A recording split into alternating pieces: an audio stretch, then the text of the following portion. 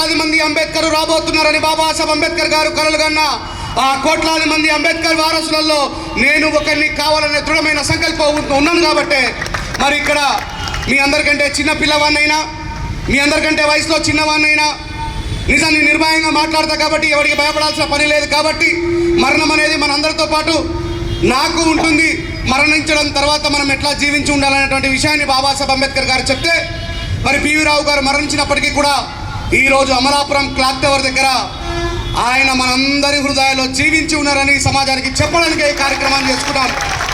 నిజంగా పోరాటం చేసిన వారికి మరణం లేదు, నిజంగా సత్యం అన్వేషణ చేసిన వాళ్ళకి మరణం లేదు, నిజంగా ప్రశ్నించే వారికి మరణం ఉండదని 2500 సంవత్సరాల క్రితం పుట్టినటువంటి బుద్ధుని కూడా ఈరోజు అమలాపురం అనేటువంటి ఈ గ్రామంలో మనం ఆయన యొక్క ఆలోచనను స్మరించుకుంటున్నామంటే సత్యం కోసం పోరాడిన వాళ్ళకు మరణం ఉండదనేటువంటి విషయాన్ని ఒకసారి సమాజానికి చెప్తున్నాం. మీ అందరికీ కూడా జై భీములు తెలియజేస్తూ, నా బాధ ఒకటే,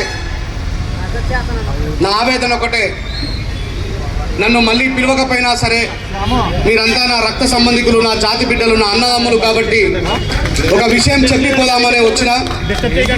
దయచేసి ఒకనాడు మనం ఏదైనా కార్యక్రమాన్ని చేసుకొని 4 గోడల మధ్య మనం తన్నుకున్నా, గుద్దుకున్నా, తిట్టుకున్నా, విమర్శించుకున్నా, ఒకరినొకరు దూషణలు ఆడినా ఎవడు చూసేవాడు కాదు. ఈరోజు చూడండి, చుట్టూ మొత్తం కూడా సెల్ ఫోన్లలో రికార్డ్ అవుతూ ఏం జరిగింది. మాలల గర్జన పెడితే గుంటూరులో ఒక ఆయన స్టేజ్ మీద మాట్లాడుతుంటే ఇంకొక ఆయన వచ్చి స్టేజ్ మీద మాట్లాడుతున్న వక్తకు ముద్దులు పెడతా ఉన్నాడు. ఒక ఆయన మాట్లాడుతూ ఉంటే ఇంకొక ఆయన వచ్చి చేయి బట్టి లాగుతూ ఉన్నాడు. ప్లీజ్ ప్లీజ్ ప్లీజ్ ప్లీజ్ మీ అందరికీ 2 చేతులు ఎత్తి మరి 2 చేతులు జోడించి మరి నేను వినమ్రంగా మీ అందరికీ రిక్వెస్ట్ చేస్తూ ఉన్నా. Ambedkar guarantee discipline. బ్రిటిష్ వాళ్ళు కూడా బాబాసాహెబ్ అంబేద్కర్ గారికి భయపడ్డది బాబాసాహెబ్ అంబేద్కర్ గారి డిసిప్లిన్ని చూసి, ఆయన నిబద్ధతను చూసి, ఆయనకున్నటువంటి ఆలోచన విధానాన్ని చూసి.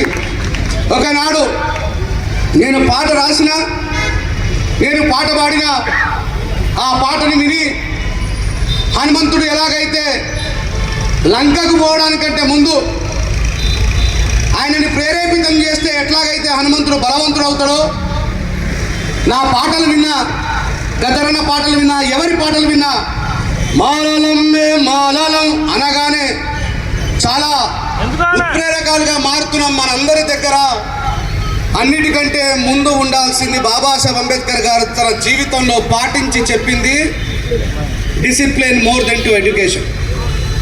Discipline more than to education. అది లేకపోతే చూసావారా ఈ మాల వాళ్ళు క్లాక్ టవర్ దగ్గర మీటింగ్ పెట్టుకొని.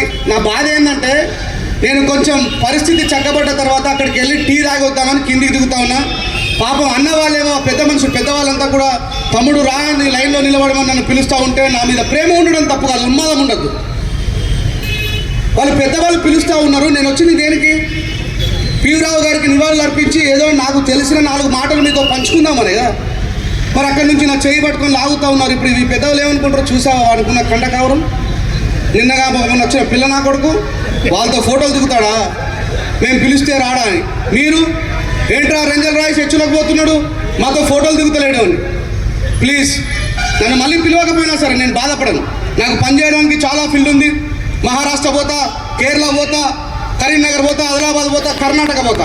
వద్దు, ఇట్లా మనమే కార్యక్రమాలు పెట్టుకొని ఎంతోమంది గవర్నమెంట్ ఎంప్లాయీస్ సరే మా పిల్లలు వస్తున్నారు మా కార్యక్రమానికి, వాళ్ళ జేబుల నుంచి వాళ్ళు సంపాదించినటువంటి సంపాదన మనకిచ్చి కార్యక్రమ నిర్వాహకులు రాత్రనక పగలనక ఊరు తిరిగి అందరినీ బతిలాడి రండి అని పిలిచి ఇక్కడ మనం ప్రత్యేకంగా పరుగు కొట్టుకోవాల్సిన పని లేదు. మనం ఇక్కడ మాట్లాడి మనం చేసిన మాటల శబ్దం మొత్తం కూడా వీళ్ళందరూ విన్న తర్వాత మానవులు అంటే సామాన్యులు కాదురా, మళ్ళీ అంబేద్కర్ వాళ్ళు జీవించే ఉన్నాడు అనేటువంటి సందేశాన్ని ఇచ్చిపోయినప్పుడు కదా, అలాంటి సందేశాన్ని ఇచ్చిపోయినప్పుడు కదా మిగతా వాడు మనకు భయపడేది. నడి బొడ్డులో పెట్టుకున్న తర్వాత కూడా మనం డిసిప్లిన్ పాటించకపోతే అవతల కూడా మనం చూసి నవ్వుతాడే తప్ప ఎవడు భయపడడు మనం చూసి. దయచేసి ప్లీజ్ కార్యక్రమ నిర్వాహకుల కష్టాన్ని గుర్తించండి. వాళ్ళు భార్య పిల్లల్ని వదిలేసి ఇంత చలిలో ఎంతో దూరం పోయి ఎంతోమందిని గ్యాదర్ చేసుకుని వచ్చి వాళ్ళ కార్యక్రమం సక్సెస్ కాకపోతే బాధపడేది మనం కాదు, మనం ఇంకో కార్యక్రమానికి పోతాం కావచ్చు. కానీ కార్యక్రమ నిర్వాహకులు ఈ కార్యక్రమం విజయం సాధిస్తే వాళ్ళ అలసటని వాళ్ళ బాధని అన్నిటినీ మర్చిపోయి అబ్బా మేము కార్యక్రమాన్ని విజయం చేసామనేటువంటి ఒక గొప్ప నిద్ర పోవాలి ఈ రాత్రి. కానీ మనమే ఆగమనం చేసి వాళ్ళ యొక్క కష్టాన్ని నేలపాలు వృధా చేయొద్దని మనస్ఫూర్తిగా కోరుకుంటూ, మరి చాలామంది పెద్దవాళ్ళు మాట్లాడతారు, మాట్లాడేది ఉంది కాబట్టి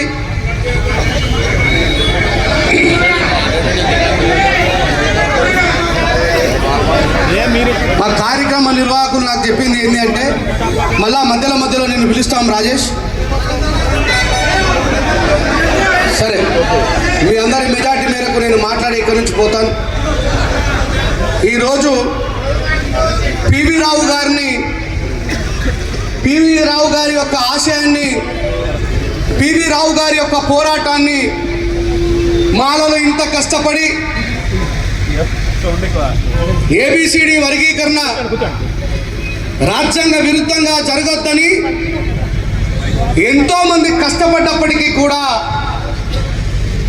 అక్రమ ఏబిసిడి వర్గీకరణ చేశామని ఆనందపడుతున్న వాళ్ళ కూసాలు కదిలిపోవాలంటే మనలో ప్రధానంగా ఉండాల్సింది ఐక్యత. మేము అక్కడ తెలంగాణలో చేసినా, ఇక్కడ ఆంధ్రాలో చేసినా చాలామంది మనోళ్ళు మాట్లాడుతూ ఉంటారు, సుప్రీంకోర్టు తీర్పునిచ్చింది అందుకే ఏబిసిడి వర్గీకరణ చేశామని అంటున్నారా లేదా? కానీ సుప్రీంకోర్టు తీర్పునిచ్చింది అనేటువంటి అజ్ఞానపు మాటలు మనం మాట్లాడకూడదు. సుప్రీంకోర్టు సలహాలు, సూచనలు ఇచ్చింది. అసలు రాష్ట్ర ప్రభుత్వానికి చేసే అధికారమే లేదు. గతంలో నారా చంద్రబాబు నాయుడు గారు ఉమ్మడి రాష్ట్రంలో చేసి, మరి నిజంగా అది చట్టమైతే, అది న్యాయమైతే మళ్ళీ వెనక్కి ఎందుకు వెళ్ళింది అని మనం సమాజంలో ప్రశ్నించాలి.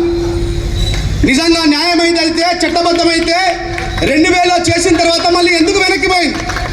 ఈరోజు నువ్వు అక్రమంగా చేసి మా జాతిలో విడదీసి ఒక వర్గానికి ఒక నాయకత్వం వహిస్తూ, ఇంకో వర్గానికి ఇంకొక నాయకత్వం వహిస్తూ నాకు చాలా నవ్వొస్తూ ఉంటుంది. అంటే మనం పుట్టింది మంది కోసమా, మన కోసమా, బాబాసాహెబ్ అంబేద్కర్ గారి కోసమా అని మనమే కాదు, అవతల వాళ్ళ జెండా మోస్తున్నటువంటి మన సహోదరులకు కూడా సిగ్గుండాలి. నిజమే కదా? గౌరవ 4 సార్లు ముఖ్యమంత్రి చేసినటువంటి మాయావతి గారు ఈ సుప్రీంకోర్టు నుంచి సలహాలు, సూచనలు అనే ప్రకటన బయటకు రాగానే అందరికంటే ముందు మాయావతి గారు చేసిన ప్రకటన ఏందో ఒకసారి చూడండి. ఏబిసిడి వర్గీకరణ పేరు మీద మా జాతులను విడదీస్తే, అలాంటి మా జాతులను విడదీసే ఉద్యమానికి ఎవడైనా సహకారం అందిస్తే మా బిఎస్పి పార్టీ నుంచి వాళ్ళంతా దొబ్బేయమని చెప్పి ప్రకటించింది. అంటే వీళ్ళ దృష్టిలో ఆమె మన 59 కులాల్లో ఒక కులానికి చెందిన నాయకురాలు కాదా? 59 కులాల్లో మాయావతి గారు ఒక కులానికి చెందిన ఆమె కాదా? దాని తర్వాత ఈరోజు ఉత్తరప్రదేశ్లో చంద్రశేఖర్ ఆజాద్ రావల్ పార్లమెంట్ సభ్యుడిగా ఉన్న ఆయన, మోడీజీ బీసీలకు లేని, ఓసీలకు లేని ఈ విడదీసే చట్టాన్ని మాకెందుకు తీసుకొస్తున్నారు? మాలో దళితులలో ఒక పదవిని ఒకటేసారి అనుభవించవచ్చు అని మాట్లాడుతూ మరి సలహాలు, సూచనలు ఇచ్చినటువంటి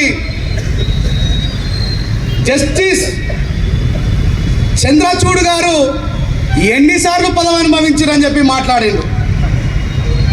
అంటే చంద్రశేఖర్ ఆజాద్ గారు మాదిగా కాదు, మాయావతి గారు మాదిగా కాదు. వాళ్ళు మాట్లాడినవి దళిత జాతి కోసం, మాదిగ జాతి యొక్క అభ్యున్నతి కోసం కాదు. ఒక మందకృష్ణ మాదిగన్న మాట్లాడిన మాటలు మాత్రమే మాదిగ జాతి యొక్క అభ్యున్నతి కోసం మాట్లాడుతున్నవి అని పరిగణలోకి తీసుకున్నటువంటి గౌరవ తాజా ముఖ్యమంత్రి నారా చంద్రబాబు నాయుడు గారికి కూడా తెలుసు. మళ్ళీ మాలల ఉద్యమం చేసిన తర్వాత కోర్టులో అది రాజ్యాంగ విరుద్ధం, ఆర్టికల్ 341 డిస్ట్రాయ్ చేసే అధికారం రాష్ట్రాలకు లేదు అని తెలిసినా చేసిండు అంటే మనలో ఉన్నటువంటి ఐక్యతకు భయపడే విషయాన్ని నిర్భయంగా మనం చెప్పుకోగలిగాం. ఒకనాడు కారం చెడు చుండూరు ఉద్యమాలు, ఈ ఆంధ్రప్రదేశ్ పేరు చెబితే భారతదేశమే గడగడలాడేది.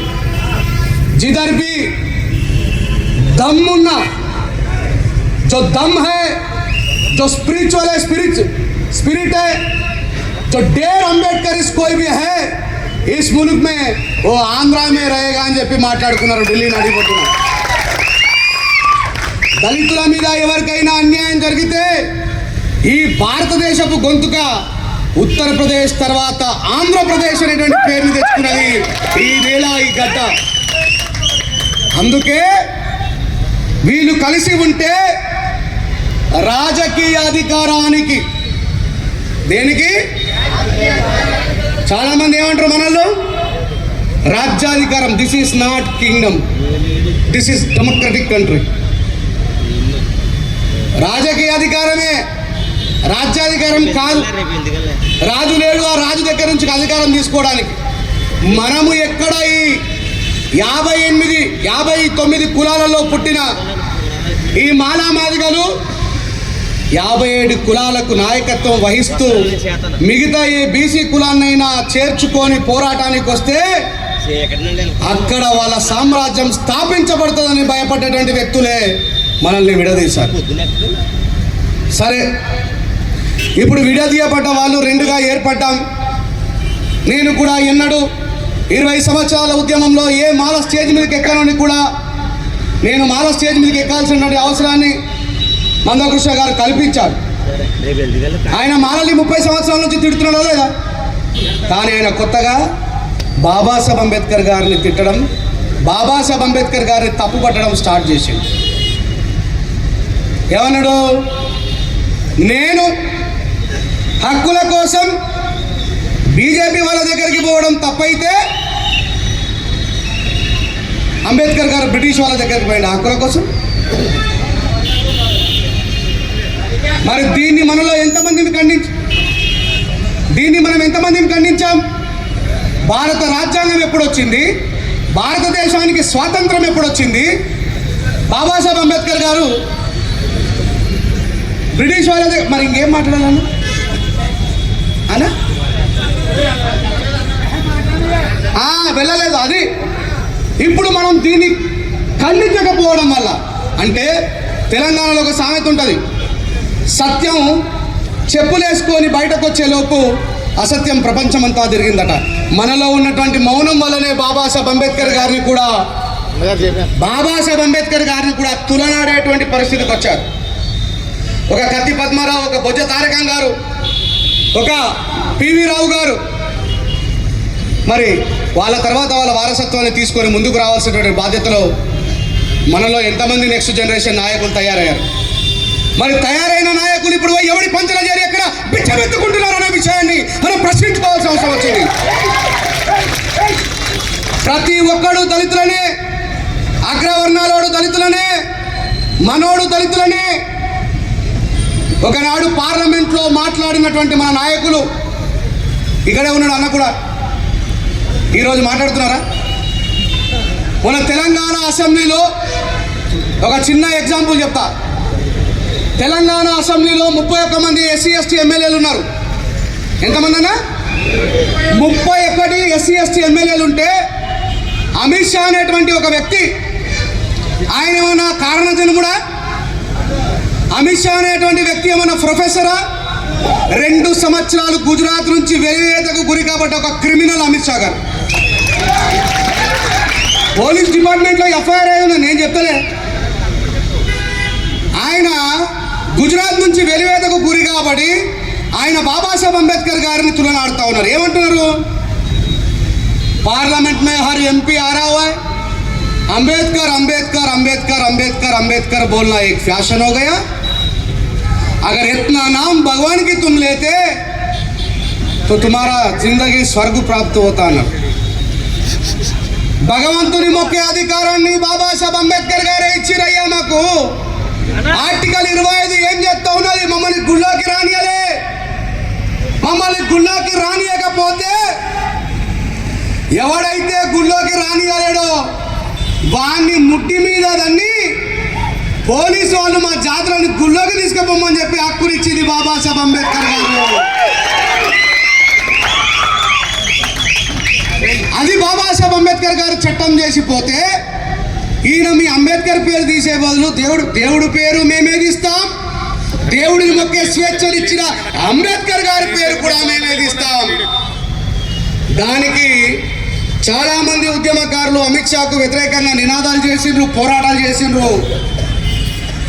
కానీ అక్బరుద్దీన్ ఓవైసీ అనేటువంటి ఒక ఎంఐఎం నాయకుడు కావాలంటే రింజరా రాజేష్ అబద్ధం చెప్తున్నాడంటే Akbaruddin Owaisi assembly speech about doctor BR Ambedkar అని కొట్టి సెర్చ్ చేసుకోండి.